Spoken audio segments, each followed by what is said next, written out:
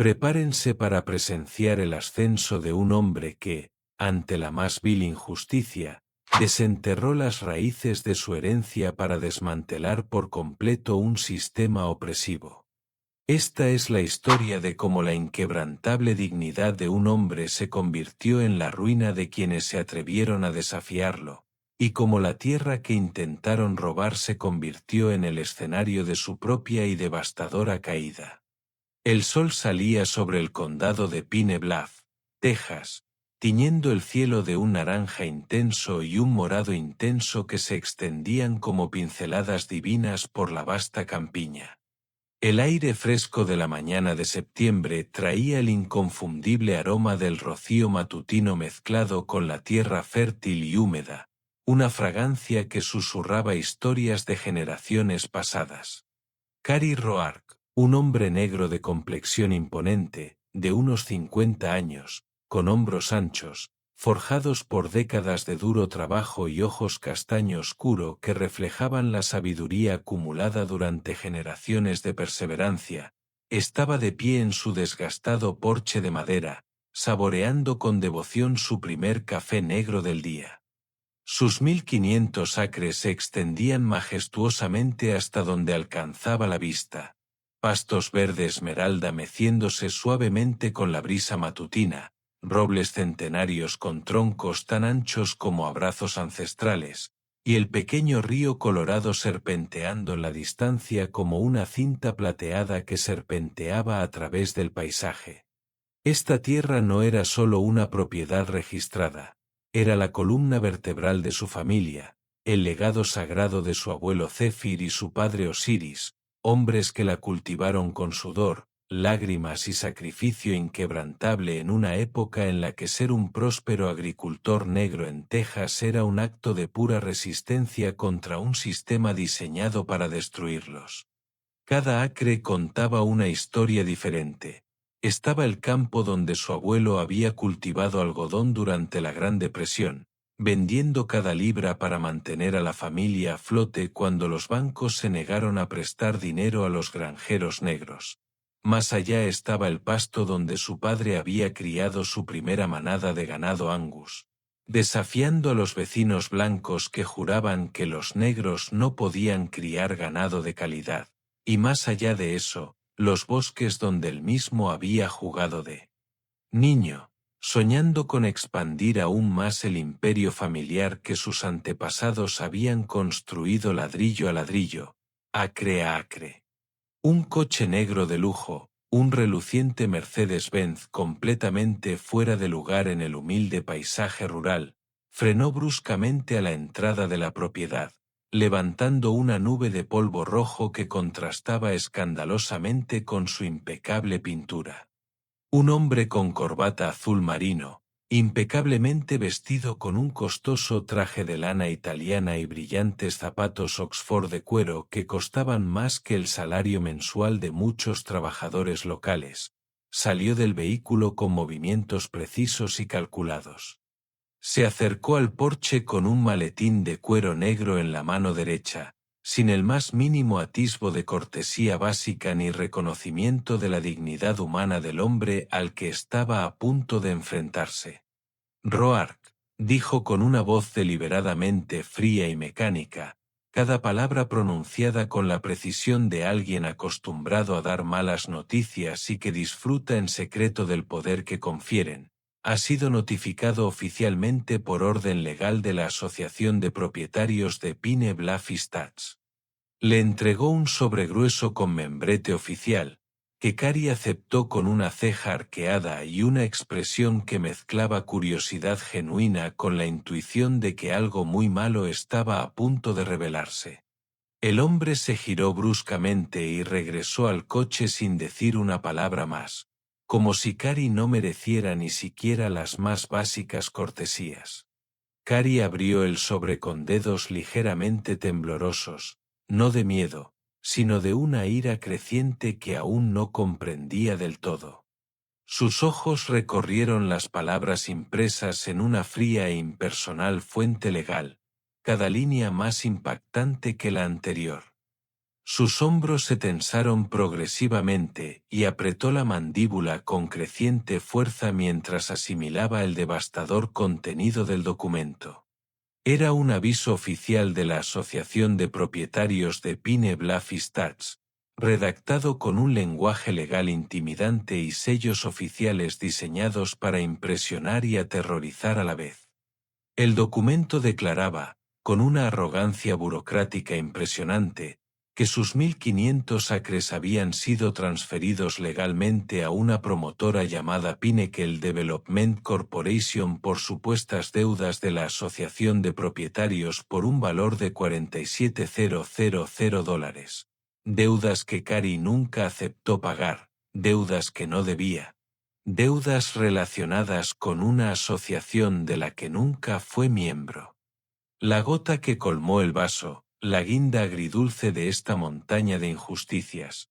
La Asociación de Propietarios declaró oficialmente el terreno abandonado y sin el debido mantenimiento durante más de 3 años consecutivos.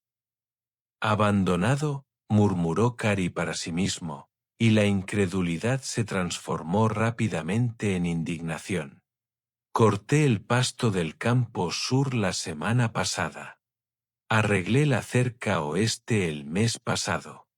¿Cómo demonios pueden decir que mi tierra está abandonada?». Su vecino más cercano, Donovan Pike, un robusto granjero blanco de unos 50 años, con el rostro curtido por el sol y una amabilidad genuina que trascendía las barreras raciales, una rareza apreciada en esa región, llegó en ese momento, pidiendo prestado un destornillador para arreglar su cerca rota. Encontró a Cary paseándose nervioso por el porche como un animal enjaulado, con el papel oficial arrugado en su mano derecha como una serpiente venenosa. «¿Qué pasa, amigo? Parece que has visto un fantasma, o algo peor». Cary explicó con voz tensa que afirmaban haber abandonado sus tierras ancestrales y le entregó la notificación a Donovan para que la examinara. El granjero blanco leyó el documento con los ojos cada vez más entrecerrados, su expresión cambiando de curiosidad a absoluta incredulidad, y finalmente a genuina indignación. «Esto es completamente absurdo. Una farsa descarada. Ni siquiera eres miembro de la Asociación de Propietarios de Pine Bluff Estates, ¿verdad? Tu terreno es completamente independiente de ellos». «Exactamente. Nunca firmé nada relacionado con esta asociación, ni mi padre antes que yo, ni mi abuelo. Tenemos todos los registros originales que acreditan nuestra propiedad independiente desde 1928. Este terreno nunca ha tenido ninguna conexión con Pine Bluff Estates». Donovan negó lentamente con la cabeza, y su expresión se ensombreció al comprender las implicaciones. «Vaya, Priscilla Cavanaugh sin duda está detrás de esto. Lleva meses hablando obsesivamente de urbanizar este terreno en las asambleas municipales. Considera su propiedad un obstáculo para su plan de expansión de la urbanización». Cary conocía bien el nombre y la reputación. Priscilla Cavanaugh, una mujer blanca, elegante y calculadora, de unos 50 años, con un cabello rubio platino impecablemente cuidado y un aire de superioridad aristocrática que cultivaba como un jardín preciado, era la todopoderosa presidenta de la Asociación de Propietarios de Pine Bluff Estates. Gozaba de una reputación temible en toda la región, refinada en apariencia, pero implacable en el fondo, siempre con el control absoluto de cualquier situación y conocida por su habilidad para manipular los sistemas legales a su antojo. No tomaba decisiones importantes sin un plan meticulosamente elaborado. Si estaba involucrada en esta situación, definitivamente no fue un accidente ni un error burocrático. Las 1.500 hectáreas de la familia Roark no eran solo tierra, pastos y propiedades. eran el legado viviente de su padre, Osiris, y de su abuelo, Zéfir, antes que él, hombres que sudaron, sangraron y casi murieron para construir algo duradero en una sociedad diseñada para destruir sus ambiciones. Cada cerca cuidadosamente construida, cada campo meticulosamente cultivado, cada majestuoso roble que ofrecía generosa sombra durante los abrasadores veranos tejanos, tenía una profunda historia grabada en su corteza y raíces. Su padre, Osiris Roark, había construido literalmente toda su vida en esta tierra sagrada, cargando pesados cubos de agua durante devastadoras sequías que duraban meses, reparando graneros destruidos después de que furiosas tormentas azotaran las llanuras como demonios, criando ganado preciado con la infinita paciencia que solo se aprende al confiar completamente en los impredecibles caprichos del clima y la naturaleza para sobrevivir y prosperar. Cari aún podía oír la voz profunda y sabia de su padre en su último día juntos antes de morir, cuando le entregó la escritura original con manos temblorosas pero decididas. «Hijo mío, esta tierra es el cimiento inquebrantable de nuestra familia.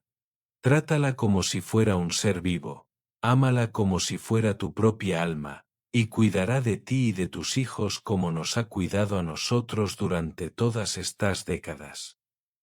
Ahora, las burocracias corruptas de una asociación de propietarios de élite pretendían borrar todo eso con unos pocos sellos y firmas falsificadas.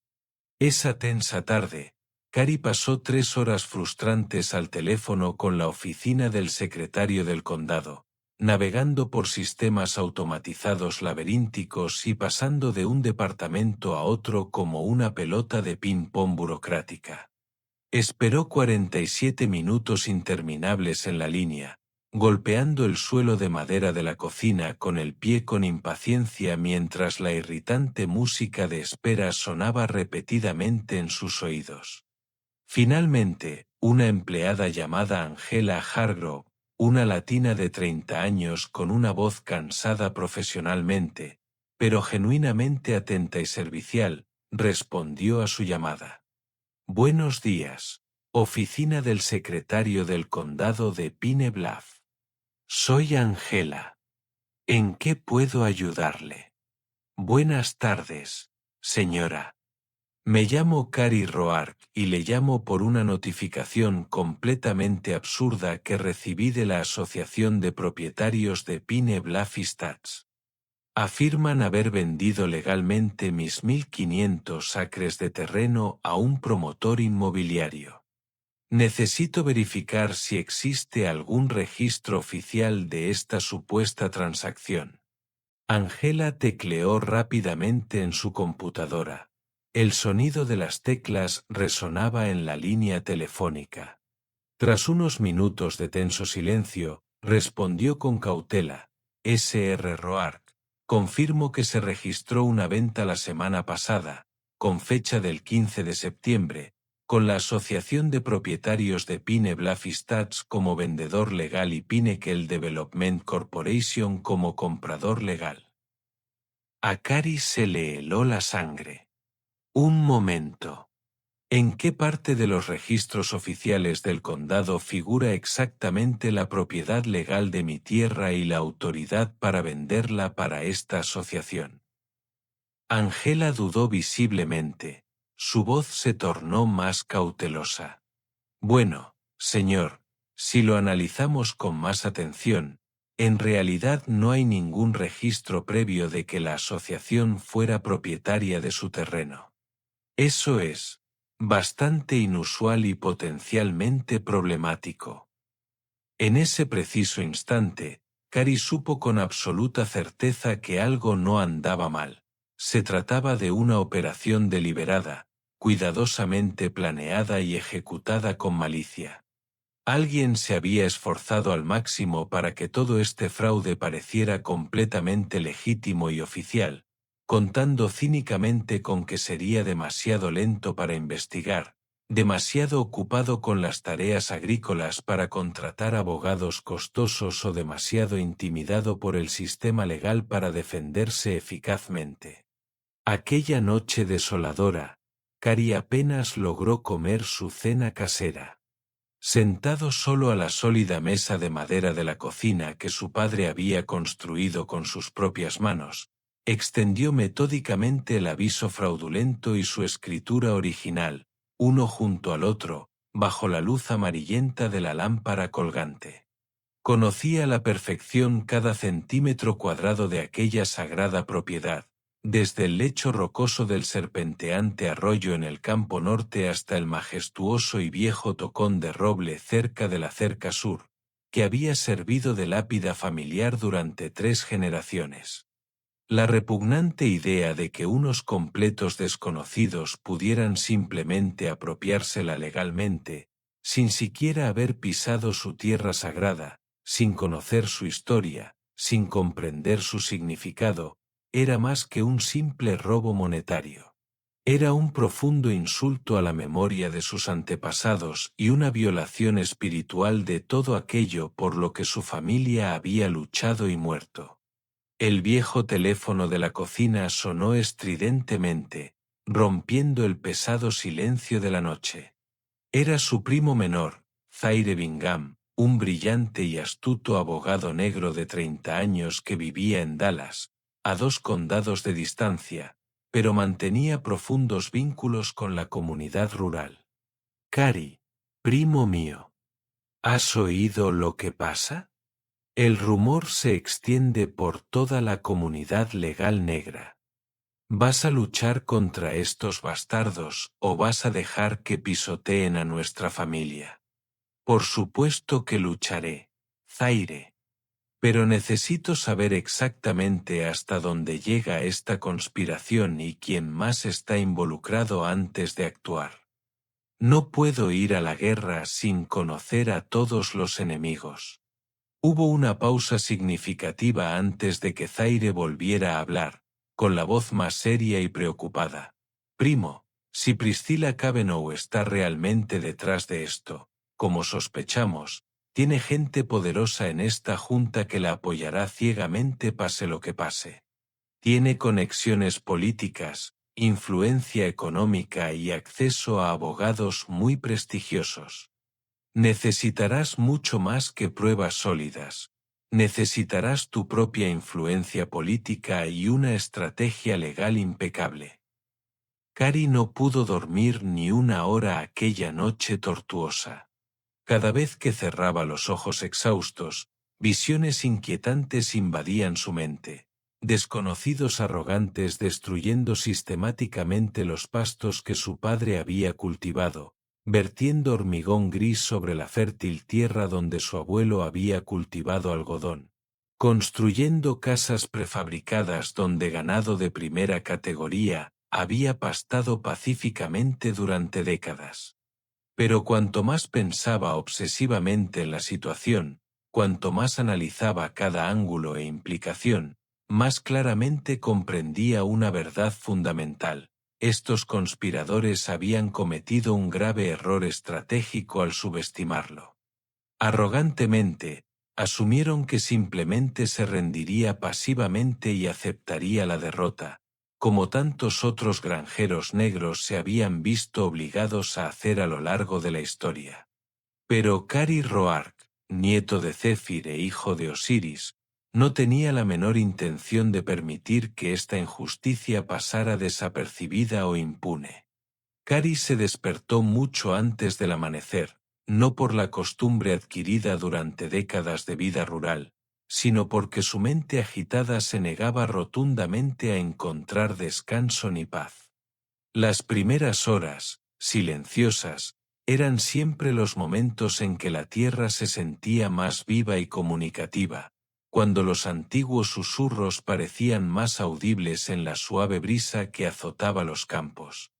Metódicamente preparó otra generosa taza de café negro fuerte, la energía necesaria para el día de batalla que se avecinaba, y se dirigió al porche trasero, que ofrecía una vista panorámica de su propiedad. La niebla matutina se cernía misteriosamente sobre los ondulantes pastos como fantasmas benévolos de generaciones pasadas, igual que la niebla que había observado fascinado de niño curioso, sentado en este mismo porche junto a su padre en mañanas similares décadas atrás. La continuidad visual despertó recuerdos profundos y fortaleció su determinación de luchar. Las tierras de la familia Roark nunca se consideraron meramente propiedad comercial registrada en documentos legales. Estaban profundamente entrelazadas con la identidad misma de la familia, entretejidas en el ADN de las sucesivas generaciones que nacieron, crecieron, amaron y murieron en estas hectáreas sagradas. Su abuelo paterno, Zephyr Roark, había adquirido las primeras 200 hectáreas a un precio incalculable a finales de la turbulenta década de 1920, una época en la que los terratenientes negros en el conservador este de Texas eran tan escasos como los diamantes. Y conservar esa propiedad a lo largo de los años fue un logro aún más extraordinario y arriesgado. Zephyr había soportado heroicamente a vecinos blancos hostiles que lo querían desesperadamente fuera de la zona, a bancos racistas que se negaban constantemente a prestarle dinero para inversiones necesarias y a años consecutivos de sequía devastadora que casi arruinaron financieramente a toda su familia. Pero a pesar de todas estas enormes presiones y las tentadoras ofertas de empresarios blancos, nunca vendió ni un centímetro de la propiedad, heredando con orgullo cada hectárea a la siguiente generación.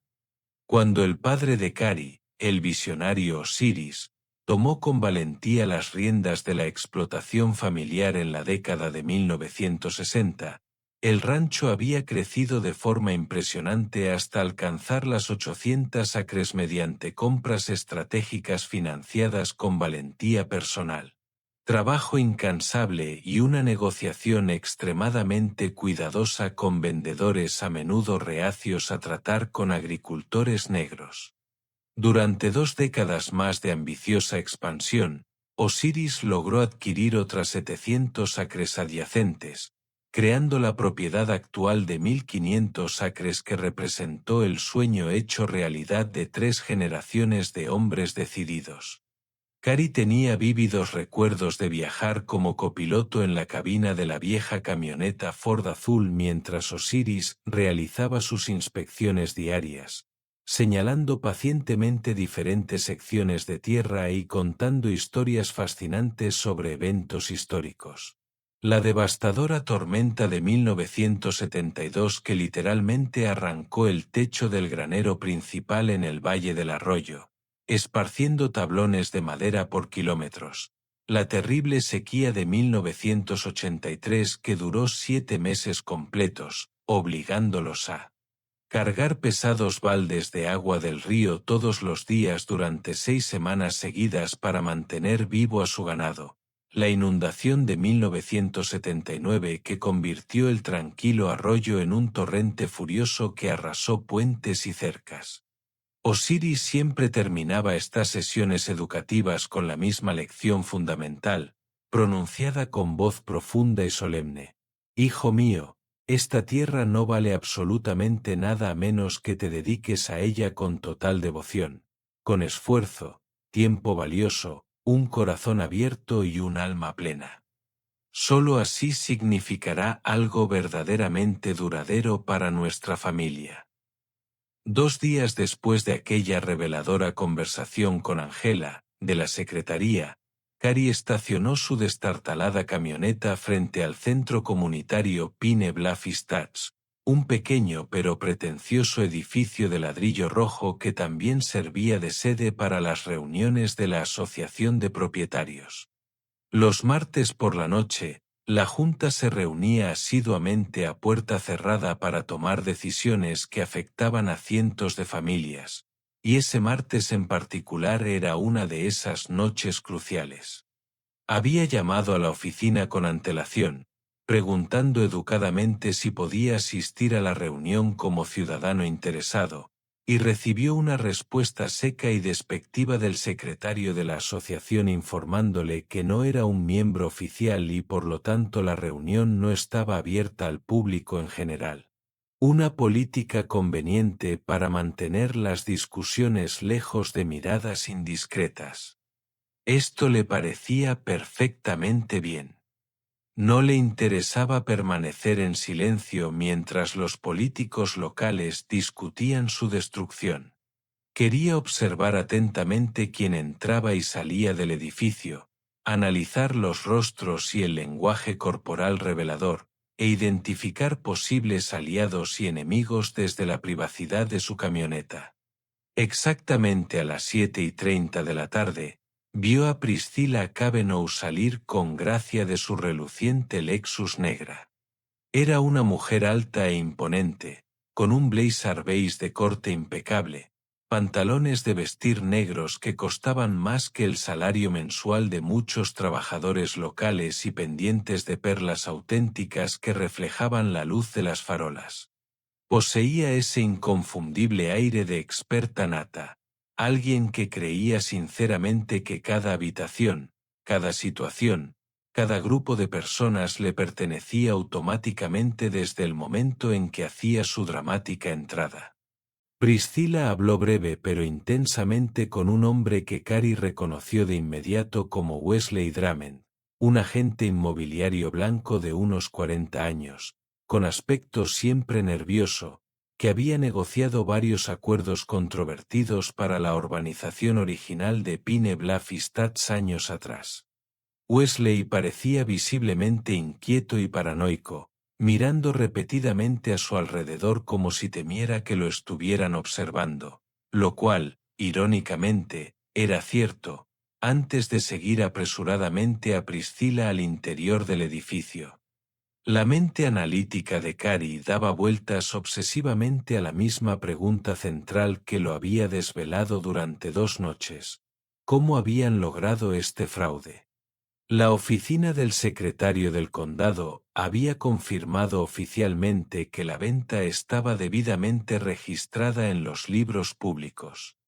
Esto significaba necesariamente que alguien había creado y presentado documentos lo suficientemente convincentes y aparentemente legítimos como para engañar al sistema burocrático oficial.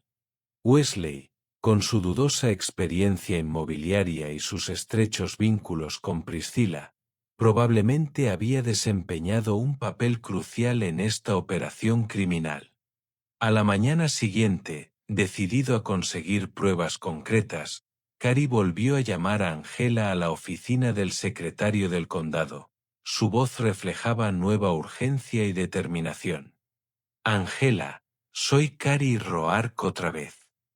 ¿Hay alguna forma legal de verificar personalmente quién firmó específicamente los documentos de venta? Necesito ver las firmas originales e identificar exactamente quién autorizó esta transacción fraudulenta. Por supuesto, señor Roark. Pero debe venir personalmente a nuestra oficina y solicitar formalmente copias certificadas de todos los documentos. Puedo prepararle el paquete completo si lo desea. Esto incluirá todas las páginas con sellos notariales y firmas originales. Por favor, preparen todo. Estaré allí al mediodía. Justo al mediodía, Cary se encontraba en el mostrador de la oficina del secretario del condado con una carpeta manila nueva en la mano, con el corazón latiendo con fuerza por la anticipación de lo que podría descubrir. El contrato de compraventa completo constaba de 7 páginas densamente mecanografiadas con un lenguaje legal intimidante. En la primera página, allí estaba, en tinta negra indeleble, la Asociación de Propietarios de Pine Bluff Estates figuraba prominentemente como el vendedor legal. Pinnacle Development Corporation figuraba como el comprador oficial, y la crucial firma que autorizaba toda la transacción, Priscilla M. Cavanaugh, presidenta de la Asociación de Propietarios de Pine Bluff Estates, con una caligrafía elaborada y segura. Cary sintió que se le tensaba la mandíbula involuntariamente al asimilar el atrevimiento del crimen. Metódicamente, pasó a la segunda página y encontró la Declaración de Abandono de la Propiedad, un documento inventado que afirmaba falsamente que el terreno había permanecido, sin uso, sin mantenimiento y sin pagar durante más de 3 años consecutivos, según lo estipulado en los estatutos de la asociación. Era una mentira descarada, fácilmente comprobable. Cualquiera que hubiera pasado por su propiedad durante los últimos 3 meses podía atestiguar inequívocamente lo contrario. Campos bien cuidados, cercas impecables, ganado pastando sano y maquinaria agrícola funcionando a la perfección. Esa misma noche, Cary llamó inmediatamente a Donovan Pike, con la voz cargada de indignación controlada pero creciente. Donovan, ya tengo todos los documentos oficiales en mano. Priscilla Cavanaugh firmó personalmente los documentos fraudulentos para la venta de mi propiedad. Así que definitivamente es hora de confrontarla directamente. Hombre, tienes que ponerla en evidencia públicamente. La confrontaré, sí, pero no hasta tener pruebas mucho más sólidas que una simple copia del contrato. Cuando actúe, la quiero completamente acorralada, sin ningún lugar donde correr ni esconderse, sin excusas plausibles ni ruta de escape. Durante los tensos días siguientes, Cary notó cambios sutiles pero significativos en el límite norte de su propiedad que confirmaron sus peores temores. Banderas naranjas de reconocimiento aparecieron estratégicamente plantadas en el césped, como soldados invasores que marcaban territorio conquistado. El camión comercial de una constructora estaba estacionado arrogantemente cerca de la cerca de alambre de púas, y hombres con cascos de seguridad recorrían su terreno con portapapeles y equipos de medición como si ya fueran suyos. Una tarde particularmente irritante, Cary se dirigió directamente al grupo y se enfrentó al supervisor, un joven blanco y delgado de unos 20 años que llevaba un portapapeles oficial y vestía un chaleco reflectante. Está trabajando con Pinnacle Development Corporation.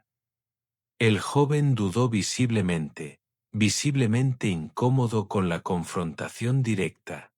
Sí, señor. Estamos realizando la topografía preliminar y programando los trabajos de preparación del terreno. Nuestros superiores nos han informado que esta es la expansión oficial de la fase 2 de Pine Bluff Estates. Cary cruzó sus brazos musculosos y clavó en el joven una mirada penetrante que no admitía evasivas. Este terreno no pertenece a Pinnacle Development ni a ninguna otra empresa. Ha pertenecido a mi familia durante casi un siglo. Le sugiero que revise sus registros e informe a sus jefes que está invadiendo una propiedad privada. El supervisor tragó saliva, visiblemente perturbado por la información contradictoria. Informaré de esto a la central inmediatamente, señor. El hombre garabateó algunas notas nerviosas e hizo un gesto para que su equipo se retirara, pero Cary sabía de manera realista que el mensaje probablemente se filtraría a través de varias capas burocráticas antes de llegar a alguien con autoridad real para detener las operaciones. Las noticias corrían por la comunidad rural del condado de Pine Bluff con una velocidad asombrosa cuando ocurría algo verdaderamente significativo, especialmente si se trataba de disputas raciales o de tierras, temas que siempre despertaban intensas pasiones en la región. Este escándalo no fue la excepción. Durante la semana siguiente, al menos 5 personas se acercaron a Cary en lugares públicos para preguntarle si los rumores sobre la pérdida de la propiedad familiar eran ciertos. En cada ocasión de estos enfrentamientos públicos, corrigió pacientemente el malentendido fundamental, explicando con firmeza: no he perdido absolutamente nada. Me robaron mis tierras mediante documentación fraudulenta, pero tengo la intención de recuperarlas por completo y exigir responsabilidades a todos los implicados en esta conspiración. Una de esas conversaciones reveladoras fue la de Francis Doyle, una profesora de secundaria jubilada, una mujer blanca de unos 60 años que había vivido en Pine Bluff Estates desde su construcción inicial y conocía a fondo la dinámica política local. Se acercó discretamente a Carrie en el supermercado local y bajó bastante la voz antes de hablar. Carrie, no sé si esta información te será útil, pero últimamente he estado observando una actividad muy sospechosa. Priscilla ha estado celebrando reuniones secretas nocturnas en su residencia privada, fuera del calendario oficial de la asociación. Wesley Drummond ha estado presente en al menos 3 de estas reuniones que he presenciado, al igual que un hombre con un traje caro que conducía un Mercedes negro, presumiblemente un representante de Pinnacle Development. Según las conversaciones que he escuchado desde mi jardín, llevan al menos 6 meses planeando esta adquisición de terreno. La palabra adquisición le revolvió el estómago a Carrie. Era un eufemismo cortés y sobrio para robo organizado. Francis continuó con información aún más inquietante. Aún más preocupante, escuché a Priscilla mencionar específicamente otras tierras problemáticas en la zona que podrían beneficiarse de una reevaluación del estado de la propiedad. Me temo que su situación es solo el comienzo de una operación mucho mayor. De vuelta a la seguridad de su hogar esa noche, Carrie examinó cuidadosamente el desgastado maletín de cuero que su tía Gloria le había prestado, el cual contenía documentos familiares conservados durante décadas. Si la asociación de propietarios podía inventar demandas legales de la nada, necesitaba rebatirlas con hechos históricos irrefutables. Una historia real, documentada y verificable que se remontara a las raíces más profundas de su patrimonio familiar. Sentado a la mesa de la cocina, bajo la luz amarillenta de una lámpara colgante vintage, examinaba minuciosamente las escrituras originales, amarillentas por el paso del tiempo, recibos del impuesto predial de décadas atrás y viejos mapas topográficos que mostraban la evolución gradual de los límites de su terreno. Fue durante esta meticulosa investigación que su vista captó algo que antes había pasado por alto. Una pequeña nota manuscrita de su padre, discretamente grapada a un plano oficial de la subdivisión, fechado en 1990. La nota, escrita con la característica caligrafía cuidadosa de Osiris, decía simplemente: derechos minerales y de superficie adquiridos para los bloques 3, 4, 5, 6 y 7, subdivisión Pine Bluff Estates, registrados el 15 de marzo de 1990, pago total $23,000. Carrie se recostó lentamente en su silla, sintiendo como si el aire de la cocina hubiera cambiado repentinamente de densidad. Los bloques 3, 4, 5, 6 y 7 constituían aproximadamente el 60% de la totalidad de Pine Bluff Estates, incluyendo al menos 80 viviendas donde familias habían vivido durante años, completamente inconscientes de que los derechos sobre el terreno bajo sus cimientos pertenecían legal e irrevocablemente a la familia Roark. La asociación de propietarios había cometido un error estratégico catastrófico. Creían haberle arrebatado todo a Carrie Roark, pero en realidad, llevaban décadas viviendo como inquilinos impagos en su terreno. Sin embargo, antes de hacer cualquier movimiento público, Carrie sabía que necesitaba estar absolutamente seguro de la validez legal de estos derechos, y eso implicaba encontrar la documentación original notariada que demostraba irrefutablemente la legitimidad de la transacción de 1990. A la mañana siguiente, con una determinación renovada corriendo por sus venas como pura adrenalina, Cary condujo su camioneta durante 1 hora por sinuosos caminos rurales hasta la oficina del registro del condado en Lufkin. Un imponente edificio histórico de piedra caliza amarillenta con amplios escalones de piedra erosionada y pesadas puertas dobles de roble que parecían albergar los secretos de generaciones pasadas. Era justo el tipo de lugar donde la historia no solo se asentaba pasivamente, sino que se acumulaba en capas sedimentarias, esperando pacientemente a alguien lo suficientemente tenaz y decidido como para desenterrar verdades enterradas durante décadas. El interior del edificio exudaba un aroma distintivo a papel viejo, polvo acumulado y conservación institucional, un aroma que inmediatamente transportó a Cary a recuerdos de su infancia, cuando acompañaba a su padre en visitas similares para registrar compras de terrenos y transferencias de propiedades. Dentro del salón principal, un veterano oficinista llamado Royce Flannery, un hombre blanco y robusto de unos 60 años, con el cabello canoso cuidadosamente peinado y gafas de lectura colgadas de un cordón alrededor del cuello, lo recibió con una sonrisa genuinamente servicial a pesar de su evidente cansancio profesional. «Buenos días, señor. ¿En qué puedo ayudarle?» «Buenos días. Me llamo Cary Roark y busco una escritura de derechos mineros específica con fecha de marzo de 1990, explicó Cary metódicamente, deslizando la nota cuidadosamente doblada y escrita a mano sobre el desgastado mostrador de mármol. Bloques 3, 4, 5, 6 y 7 de la urbanización Pine Bluff Estates. Debe estar registrada a nombre de mi difunto padre, Osiris Roark. Royce se ajustó meticulosamente las gafas bifocales y frunció el ceño mientras examinaba el papel manuscrito, basándose en décadas de experiencia en documentación legal. Documentos de esa época en concreto, sin duda se archivarán en la bóveda principal del sótano, señor Roark.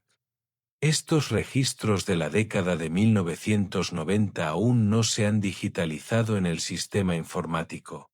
Forman parte de nuestro proyecto de modernización a largo plazo que aún no ha llegado a ese periodo histórico. ¿Puedo acompañarlo a inspeccionarlo en persona? Esta documentación es fundamental para un asunto legal urgente que estoy enfrentando. Por supuesto. Sígueme, por favor. Cary siguió a Royce por una estrecha escalera de madera hasta los archivos del sótano, un fascinante laberinto de estanterías metálicas industriales que iban del suelo al techo, repletas de archivos que parecían haber permanecido intactos durante décadas. El aire estaba impregnado del inconfundible aroma a papel viejo, polvo acumulado e historia preservada. Royce recorrió con destreza las ordenadas filas, recorriendo con sus dedos expertos los lomos de grandes libros de contabilidad encuadernados en cuero, hasta que finalmente localizó y extrajo un volumen particularmente impresionante, fechado 1990-1992 Derechos de Minerales y Superficies. Aquí está el libro de registro correcto para ese periodo específico, anunció Royce con satisfacción profesional, colocando con cuidado el pesado libro sobre una mesa de referencia de madera. Veamos qué podemos averiguar sobre los bloques 3 a 7. Royce hojeó metódicamente las páginas amarillentas por el tiempo, deslizando sus dedos expertos con delicadeza sobre las anotaciones manuscritas con tinta negra permanente. Tras varios minutos de búsqueda concentrada, sus ojos se iluminaron con el descubrimiento. Aquí está. 15 de marzo de 1990. Transferencia de derechos minerales y de superficie, subdivisión Pine Bluff Estates, bloques 3, 4, 5, 6 y 7, Osiris T. Roark, de Lone Star Development Corporation, monto, $23,000, derechos perpetuos sin fecha de vencimiento. El corazón de Cary latía con fuerza al asimilar las monumentales implicaciones de este descubrimiento. Royce continuó leyendo los detalles técnicos. La escritura establece claramente que Osiris Roark adquirió los derechos minerales y de superficie de estos bloques específicos, lo que significa un control legal completo sobre todo lo que se encuentra por encima y por debajo del nivel del suelo. Estos derechos son perpetuos, nunca expiran y son transferibles a sus herederos. Esto significa que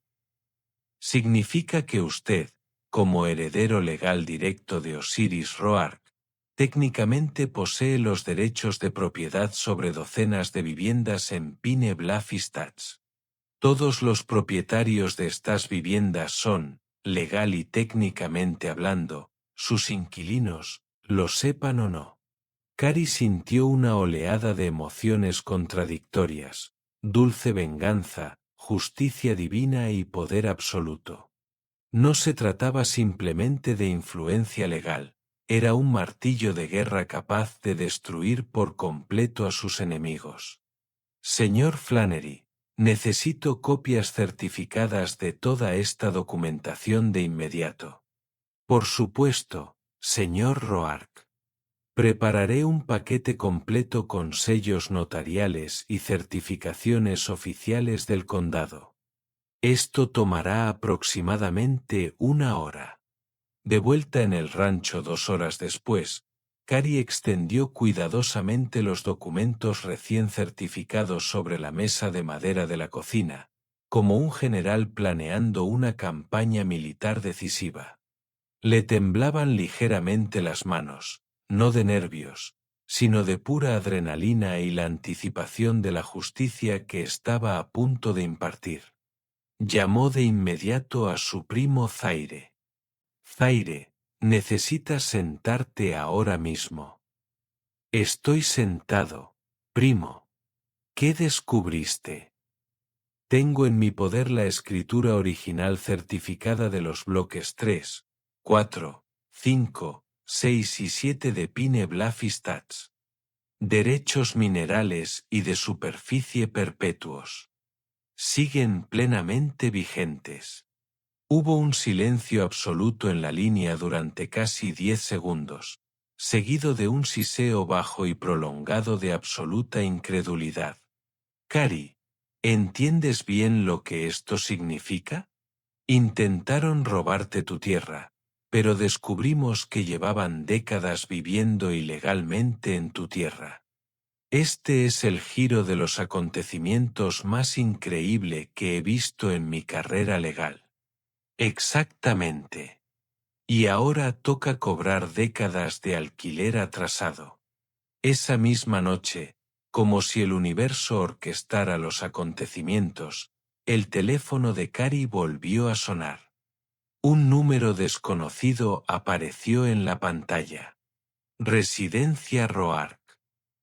¿Señor Roark? Me llamo Elena Vargas y soy periodista de investigación del Pine Bluff County Chronicle. Estoy trabajando en un artículo sobre una disputa de propiedad entre usted y la Asociación de Propietarios de Pine Bluff Estates. ¿Le gustaría comentar sobre el artículo? Cary consideró su respuesta con detenimiento. Esta podría ser la oportunidad perfecta para empezar a exponer públicamente la conspiración. Depende de lo que haya oído exactamente, señorita Vargas. Escuché que su terreno fue vendido a un promotor inmobiliario por presuntas cuotas impagas de la Asociación de Propietarios, pero también escuché que usted nunca se unió a la asociación y cuestiona la legalidad de toda la transacción. Hasta ahora, sus datos son correctos. Y tengo documentación irrefutable que demuestra que no tenían derecho legal a tocar mi propiedad. Pero puedo decirle mucho más si le interesa la verdad completa. Elena Vargas detectó claramente algo significativo en el tono de Cary. Señor Roark, me interesa mucho cualquier información adicional. ¿Puedo reunirme con usted en persona mañana para una entrevista completa? Sí, puedes. Pero prepárate, porque esta historia es mucho más profunda e impactante de lo que puedas imaginar. Cary decidió estratégicamente no revelar su as en la manga durante la conexión inicial. Quería calcular el momento preciso para la revelación y maximizar el impacto público. El hecho de que un periódico local ya estuviera investigando significaba que la historia se estaba extendiendo más allá de los simples rumores del barrio. Estaba ganando legitimidad periodística. La sala de reuniones de la Asociación de Propietarios de Pine Bluff Estates nunca había estado tan llena en sus 15 años de historia. El rumor sobre la disputa de tierras de Cary Roark se había extendido por la comunidad como la pólvora, atrayendo no solo a los residentes oficiales de la urbanización, sino también a agricultores curiosos de las propiedades vecinas, periodistas locales e incluso algunos abogados inmobiliarios que percibían el potencial de un litigio lucrativo. Los miembros de la Junta, incluyendo a Priscilla Cavanaugh en su puesto presidencial central y a Wesley Drummond, inquieto y nervioso en una silla lateral, ocupaban la mesa principal con un aire de autoridad que comenzaba a resultar forzado y artificial ante la creciente presión. El ambiente estaba cargado de tensión palpable, rumores susurrados y especulaciones descontroladas sobre posibles revelaciones. Priscilla, vestida con su blazer azul marino más conservador y los pendientes de perlas que ya se habían convertido en su imagen de poder característica, intentaba desesperadamente mantener una apariencia de control absoluto a pesar de los signos obvios de estrés. Manos ligeramente temblorosas. Una voz quebrada a veces y una sonrisa forzada que no podía disfrazar la creciente ansiedad en sus ojos.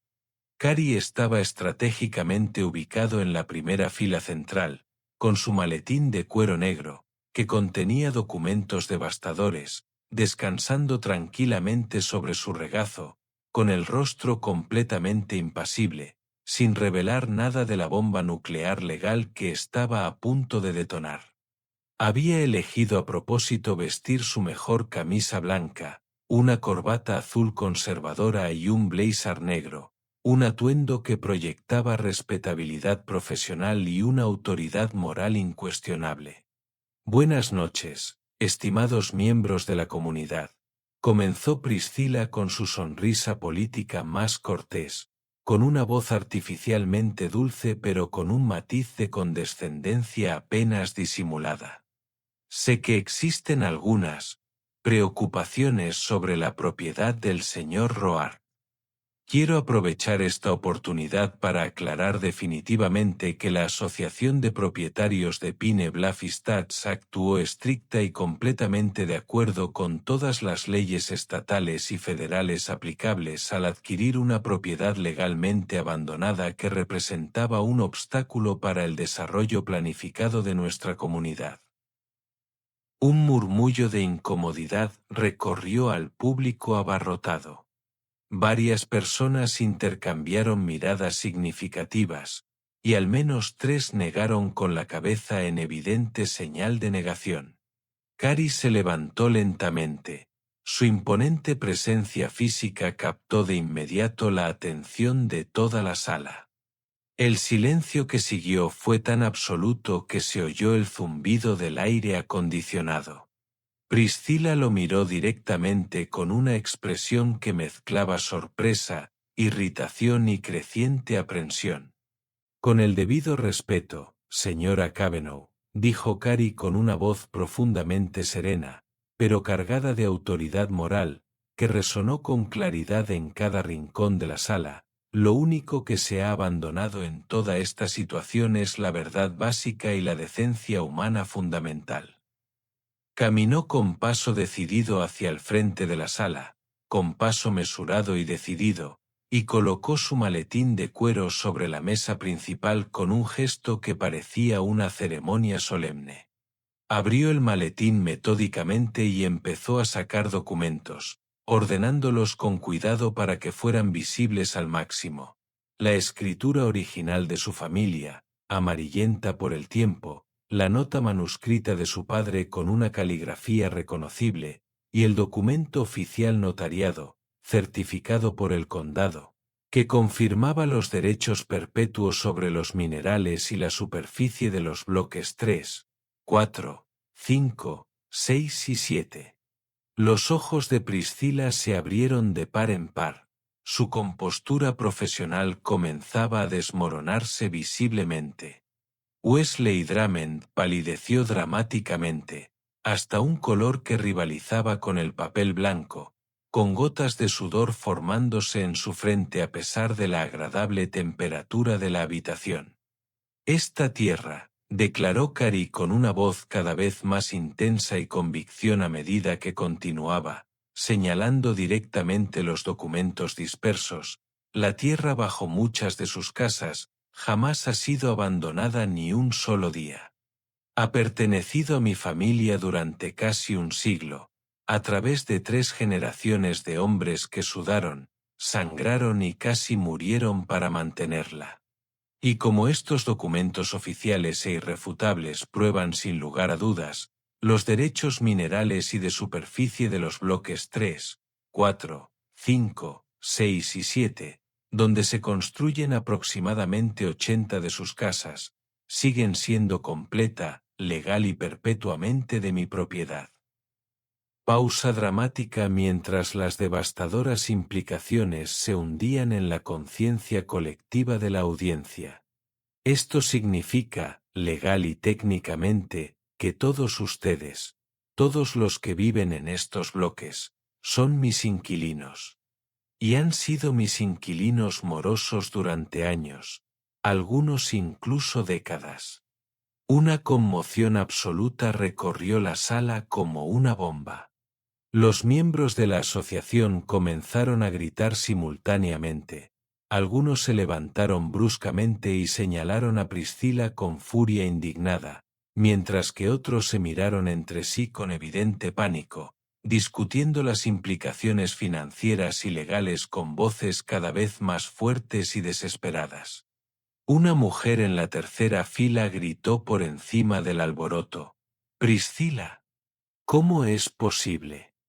Nos aseguraste que todo era completamente legal». Un hombre de mediana edad cerca del muro del fondo gritó con creciente ira: «Mi familia invirtió todos los ahorros de su vida en esta casa. Si los derechos de propiedad pertenecen a otra persona, ¿qué pasa con nuestra propiedad?». Priscila intentó desesperadamente recuperar el control de la situación que se deterioraba rápidamente, poniéndose de pie detrás de su escritorio y gesticulando frenéticamente pidiendo silencio, pero su voz temblorosa delató su creciente pánico interno. «Esto es completamente ridículo. Un engaño elaborado. Estos documentos son, obviamente, falsificaciones burdas creadas para intentar extorsionar a nuestra respetable comunidad». Cary sonrió con una expresión que combinaba una fría satisfacción con un triunfo moral absoluto. Tomó un documento y lo sostuvo en alto para que toda la asamblea lo viera con claridad. Estos documentos han sido notariados y certificados oficialmente por la Oficina del Registro del Condado de Pine Bluff, las mismas autoridades que certificaron su firma en la escritura fraudulenta de compraventa de mis tierras ancestrales. Sacó otro documento y lo mostró en un lugar visible. «Esta es la escritura de compraventa que usted firmó personalmente, señora Cavanaugh, alegando falsamente que la Asociación de Propietarios de Pine Bluff Estates tenía el derecho legal de vender propiedades que nunca poseyeron, nunca controlaron y nunca tuvieron autoridad legal para tocar. Se giró para encarar directamente al público con una presencia imponente que dominaba por completo la sala. Y ahora, la verdad completa está ante todos ustedes, expuesta a la luz del día para el juicio público. Intentaron robarme, intentaron humillarme, intentaron borrar el legado de 3 generaciones de mi familia. Pero olvidaron algo fundamental: la verdad siempre sale a la luz, y cuando lo hace, trae consigo justicia absoluta.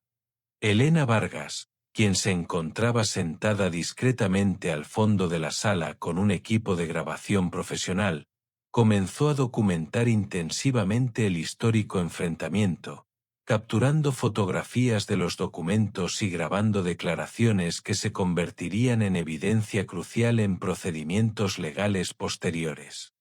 Francis Doyle, el profesor jubilado que había proporcionado información inicial sobre las reuniones secretas, se levantó valientemente y señaló acusadoramente a Priscilla. Los vi celebrando reuniones secretas. Los oí planear esta apropiación ilegal de tierras. Su avaricia y arrogancia nos han engañado y manipulado a todos. El escándalo estallaba en tiempo real, transmitiéndose instantáneamente por las redes sociales, mientras residentes conmocionados compartían vídeos y actualizaciones con amigos y familiares. La reputación de Priscilla Cavanaugh se desintegraba públicamente, y su red de poder político local comenzaba a derrumbarse bajo el peso de pruebas irrefutables y la justificada indignación comunitaria.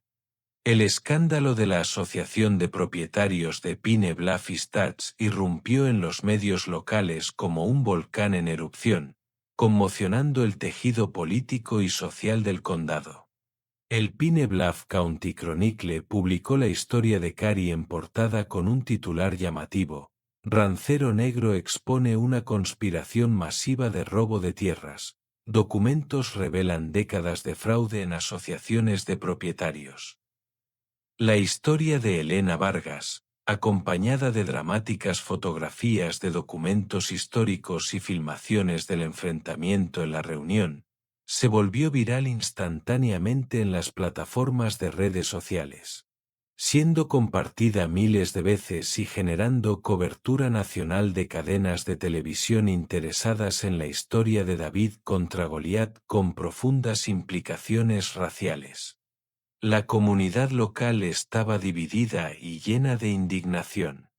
Los residentes de los bloques 3, 4, 5, 6 y 7, inicialmente conmocionados y aterrorizados al descubrir que sus casas estaban construidas en terrenos pertenecientes a Carey, rápidamente dirigieron su ira contra los verdaderos culpables, Priscilla Cavanaugh y Wesley Drummond, quienes los habían engañado por completo. Margaret Foster, residente del bloque 5 durante 8 años, expresó el sentimiento general durante una entrevista televisada: invertimos todos los ahorros de nuestra vida en esta casa creyendo que estábamos comprando una propiedad legítima. Descubrir que fuimos engañados por nuestra propia asociación de propietarios es una traición absoluta. Priscilla Cavanaugh destruyó nuestra confianza y puso a nuestras familias en un grave riesgo financiero. La presión pública se volvió abrumadora e implacable. Se formaron protestas espontáneas frente a la lujosa casa de Priscilla, con pancartas exigiendo su renuncia inmediata y su rendición de cuentas penal. Grupos de residentes enfurecidos se congregaban a diario en el centro comunitario, exigiendo explicaciones que nunca llegaban y soluciones que parecían imposibles. En menos de 72 horas tras la revelación pública, tanto Priscilla como Wesley enfrentaban múltiples investigaciones penales. La Fiscalía del Condado abrió una investigación formal por fraude inmobiliario, falsificación de documentos y conspiración. La Comisión de Bienes Raíces de Texas inició los trámites para revocar permanentemente la licencia inmobiliaria de Wesley.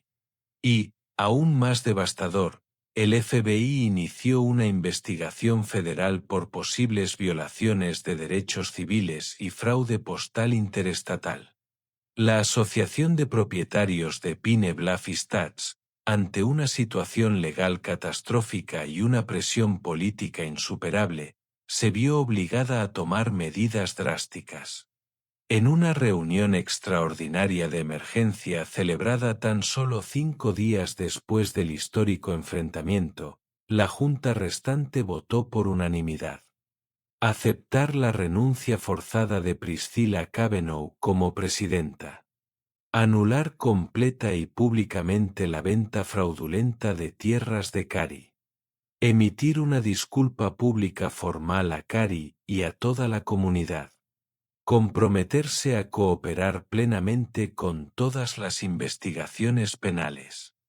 Pero Cary no se conformó con victorias meramente simbólicas.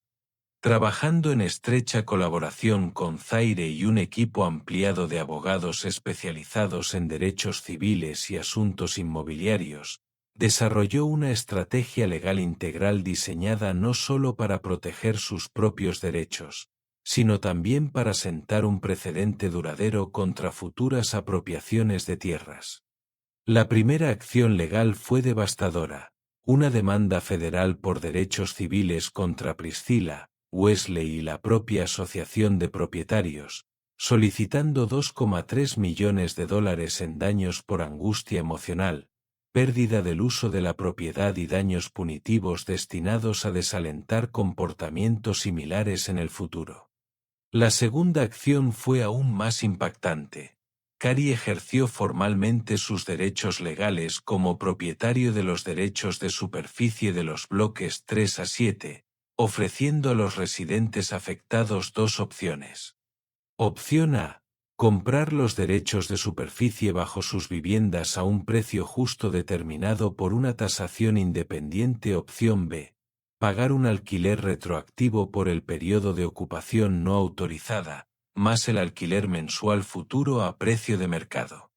La oferta incluía condiciones generosas: financiación sin intereses hasta por 10 años para compras y condonación total retroactiva del alquiler para familias que demostraran dificultades económicas reales.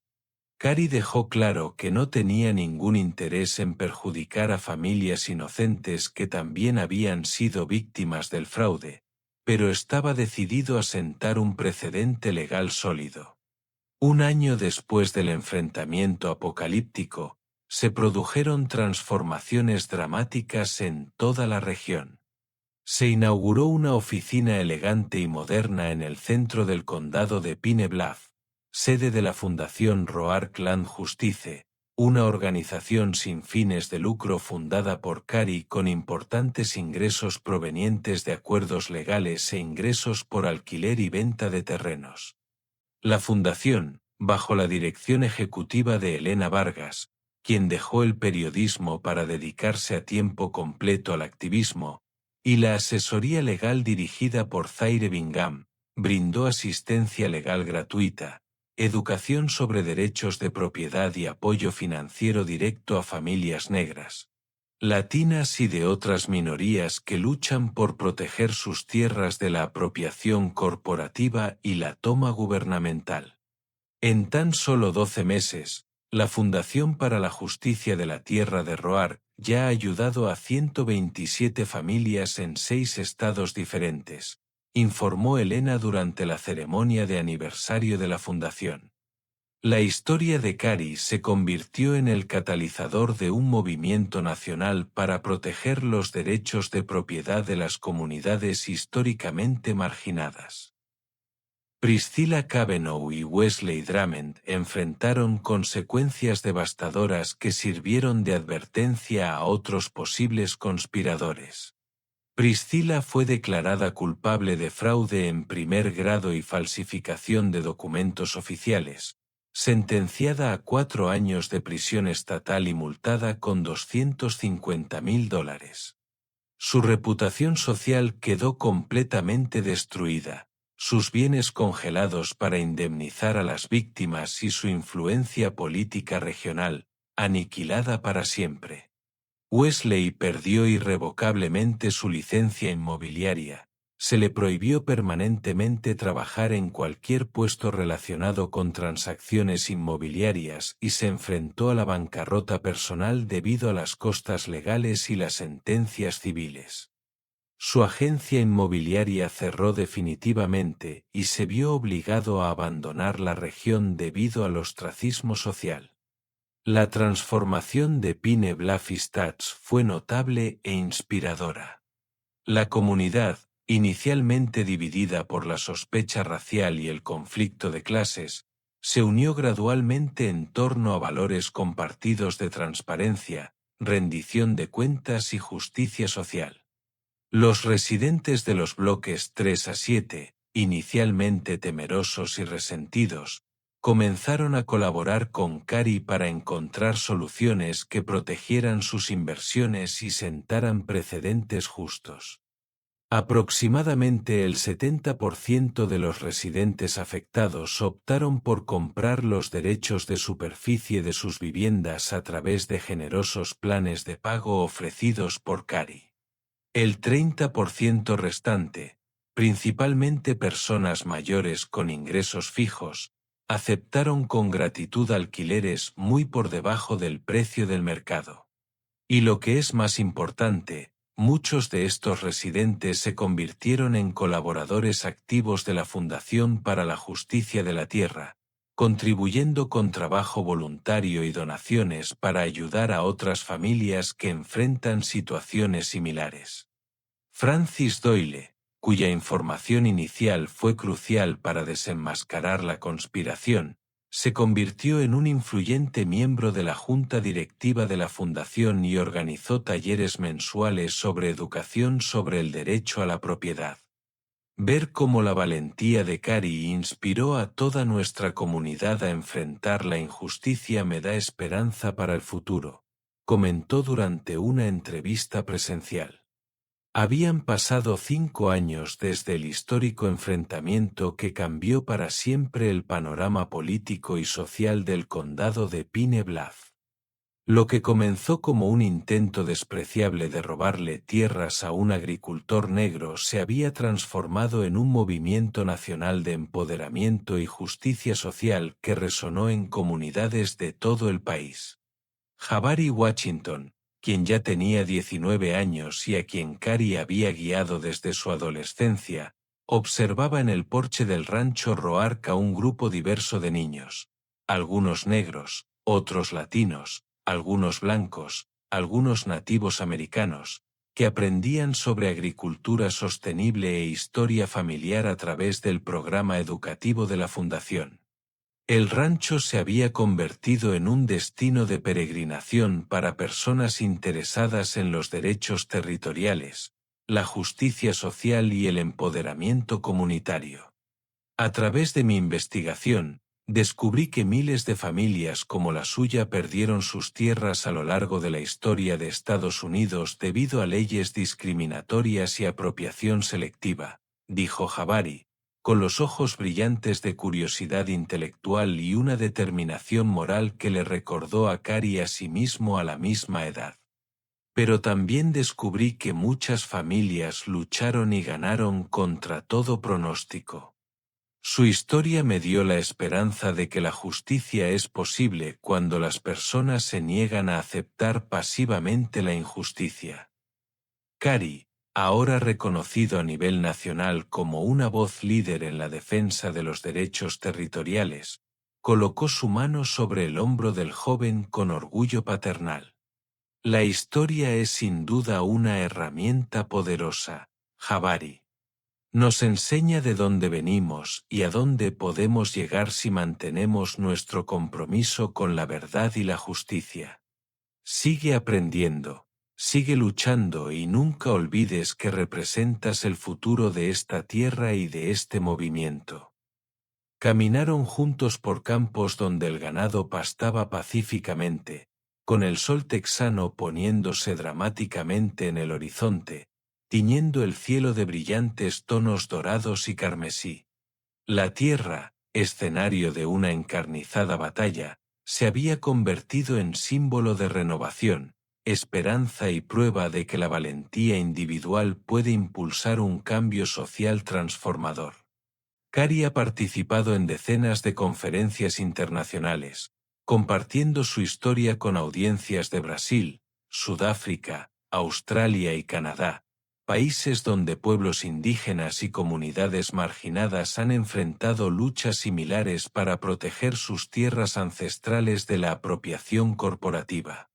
Su voz, que en su día fue un susurro de indignación en la Texas rural, ahora resuena globalmente, inspirando leyes que protegen los derechos territoriales tradicionales y sentando precedentes legales para el empoderamiento comunitario. Mi historia comenzó con una injusticia local, explicó Cari a una audiencia global durante un discurso inaugural en la Conferencia de las Naciones Unidas sobre los derechos a la tierra de los indígenas, pero se convirtió en un símbolo de lucha universal. La tierra es vida, patrimonio y dignidad. Cuando la tierra se ve amenazada, la humanidad misma se ve amenazada. Debemos unirnos más allá de las fronteras y luchar por un mundo donde los derechos a la tierra sean sagrados para todos. Ovación de pie. Cari, con su inquebrantable dignidad y autoridad moral, se ha convertido en un ícono internacional de la justicia social, demostrando que la verdadera fuerza no reside en el poder ni la riqueza, sino en la verdad, la resiliencia y la capacidad de inspirar un cambio duradero. Pasaron los años. Jabari, ahora graduado en Ingeniería Agrícola, regresó definitivamente al rancho como director de sostenibilidad de la Fundación para la Justicia de la Tierra de Roark. Implementó prácticas agrícolas innovadoras, promovió la conservación ambiental y educó a otros jóvenes sobre la importancia de la gestión de la tierra. Se casó con una joven abogada que también trabajaba para la fundación, y juntos continuaron la misión de Cari de empoderamiento y justicia. La fundación creció exponencialmente, con oficinas en 12 estados y un equipo de más de 200 profesionales dedicados. Brindaba asistencia legal a cientos de familias anualmente, gestionaba programas de becas para estudiantes de minorías que estudiaban agricultura y derecho, y mantenía una completa base de datos de registros de propiedad de tierras para ayudar a las familias a investigar sus reclamaciones históricas. Cari, que ahora tiene unos 60 años pero todavía se mantiene vigoroso y plenamente comprometido con su causa, continuó viajando mucho, hablando ante audiencias, apoyando a otras familias que enfrentan dificultades similares y trabajando con legisladores para fortalecer las protecciones legales de la propiedad consuetudinaria de la tierra. Su tierra, casi perdida por la avaricia y los prejuicios, ahora prosperaba como nunca. Los pastos eran verdes y saludables, el ganado pastaba felizmente, y los árboles plantados por generaciones de Roarks proporcionaban sombra y refugio a la nueva generación de niños que aprendían sobre su herencia y la responsabilidad de proteger lo que sus antepasados construyeron. Una tarde, Cari se quedó solo en su porche, contemplando la puesta de sol sobre sus 600 hectáreas. La paz reinaba. Tomó un puñado de tierra, sintiendo una profunda conexión con la tierra que su familia había cultivado durante casi un siglo. Sonrió, sabiendo que su lucha no había sido en vano. La tierra estaba a salvo, su familia protegida y su legado, garantizado para las generaciones futuras. Recibió una llamada de un joven abogado de otro estado, pidiendo ayuda para una familia latina que había perdido su granja a manos de un promotor inmobiliario que empleaba tácticas sospechosamente similares a las empleadas por Priscilla Cavanaugh años antes. Cari escuchó atentamente, tomó notas detalladas y prometió ayuda inmediata. La lucha continuó, pero ahora no estaba solo. Tenía una red, una comunidad y un movimiento. La historia de Cary Roark se ha convertido en una leyenda, contada una y otra vez durante generaciones. Ha inspirado libros, documentales, música y arte. Se ha convertido en un símbolo de resistencia contra la opresión, de dignidad ante la adversidad y de esperanza en tiempos difíciles. Ha demostrado que una persona común, con valentía y determinación, puede cambiar el mundo. El Rancho Roark ha sido designado Monumento Histórico Oficial, protegido por ley y preservado para las generaciones futuras. Visitantes de todo el mundo han venido a ver el lugar donde la justicia triunfó sobre la injusticia, donde la verdad prevaleció sobre la mentira y donde un hombre negro demostró que la dignidad es verdaderamente inquebrantable. Cary, ya un patriarca anciano, respetado en su comunidad y más allá, continuó viviendo en las tierras cultivadas por sus antepasados. Veía a sus nietos jugar en los mismos campos donde él había jugado de niño, contándoles historias de su bisabuelo Céfiro, su abuelo Osiris y las luchas y victorias que forjaron su legado. La semilla del cambio que plantó Cary siguió creciendo, extendiéndose por todo el país e inspirando a otras comunidades a luchar por sus derechos. Se convirtió en un movimiento global por la justicia territorial, protegiendo las tierras ancestrales y las comunidades tradicionales de todo el mundo. Y así, la historia de Cary Roark se hizo eterna. Trascendió el tiempo y el espacio, inspirando a las generaciones futuras a nunca rendirse, a luchar siempre por lo correcto y a creer siempre que la verdad, por difícil que sea el camino, siempre encuentra la manera de prevalecer. El legado de Cary Roark no se limitó a tierras o dinero. Se trató de dignidad, valentía y una convicción inquebrantable de que todos los seres humanos merecen respeto y justicia. Se trató de la fuerza de la comunidad, el poder de la verdad y la importancia de nunca rendirse en la lucha por lo correcto. Esta es la historia de un hombre que se negó a ser destrozado, una familia que se negó a ser silenciada y una tierra que se negó a ser robada. Es la historia de cómo la justicia, incluso cuando parece imposible, siempre encuentra un camino hacia la luz. La semilla del cambio que Cary plantó ha seguido creciendo, nutriendo un futuro más justo y equitativo para todos. El legado de Cary Roark, grabado en la misma tierra que defendió, resuena a través de las generaciones, un recordatorio eterno de que la verdadera fuerza reside en la integridad y la búsqueda incansable de la justicia. Su historia se convierte en un himno, cantado por quienes se niegan a ceder ante la opresión, y en una guía hacia un futuro donde la dignidad humana y la justicia prevalecen sobre la codicia y el prejuicio. Este es el triunfo de la resistencia, la melodía de la libertad y la promesa de que, con valentía, la verdad siempre encontrará su camino hacia la luz. Han pasado décadas. Hoy, estudiantes de universidades de todo el mundo estudian el caso Roark en cursos de Derecho Civil, Historia Afroamericana y Justicia Social. Se han producido documentales internacionales sobre su lucha. Una película de Hollywood basada en su historia recaudó más de $200 millones en todo el mundo, y todos los beneficios se destinaron a la expansión de la Fundación Roark para la Justicia de la Tierra. La propiedad original de 1500 acres permanece en manos familiares, pero ahora cumple múltiples propósitos. Una granja en funcionamiento sustentable, un centro educativo para prácticas agrícolas regenerativas, un archivo histórico de la experiencia negra en la Texas rural y un destino de peregrinación para activistas de derechos civiles de todo el mundo. Cary, ahora de 70 años, todavía recorre su tierra a diario al amanecer, como lo hicieron su padre y su abuelo antes que él. Lleva consigo una pequeña bolsa de tierra, la misma tierra que casi perdió, que toca cada vez que pronuncia discursos públicos, lo que le recuerda las profundas raíces que nutren su fuerza y determinación. Su última entrevista internacional, transmitida simultáneamente en 47 países, concluyó con estas proféticas palabras: «Aprendí que la tierra no se trata solo de propiedad. Se trata de pertenencia, de historia, de futuro.